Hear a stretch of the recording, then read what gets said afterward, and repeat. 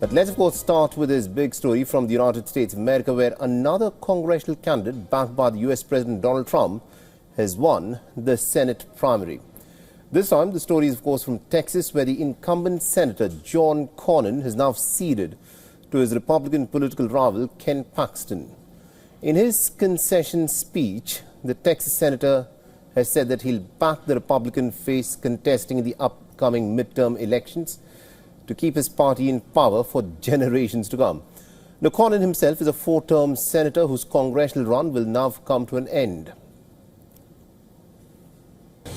After a public service career lasting more than 4 decades and 18 consecutive campaign wins, tonight we've come up short in this primary runoff. In this runoff election, approximately 8% of registered voters made their voices heard. And of that 8% who voted, roughly 60% said they were ready for a different direction.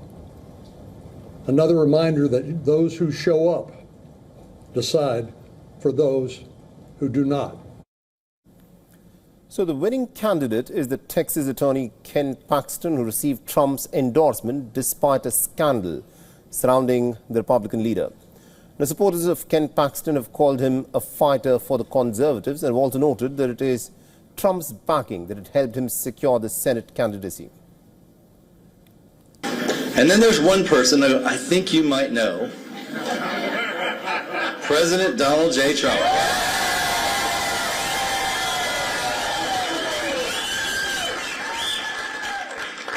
When everyone in Washington told him to abandon me and abandon the people of Texas, he didn't listen. Instead, he gave his complete and total endorsement. President Trump is the leader of our party, and his endorsement in this is the most powerful force in politics. And I'm honored to have his support, and I look forward to working with him in the Senate to deliver for Texas. The younger 63-year-old Ken Paxton will now face off against his 37-year-old Democrat rival James Tallarico in an intense battle for the control of the U.S. Congress during the midterm elections. All right, now tell us more as to why this primary was so crucial. We are joined in this broadcast by our correspondent Susan Tehrani, who's joining us live from New York.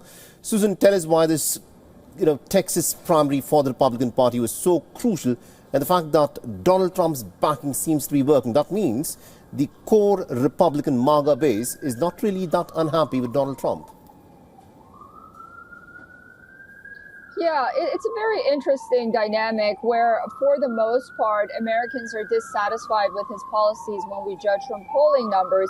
But then when they have an option to go back to more established and non-MAGA Republicans, overwhelmingly, we've seen in numerous cases that Republicans do vote for candidates that are backed by Donald Trump and his policies. So the MAGA movement and his control over the Republican Party is very much alive.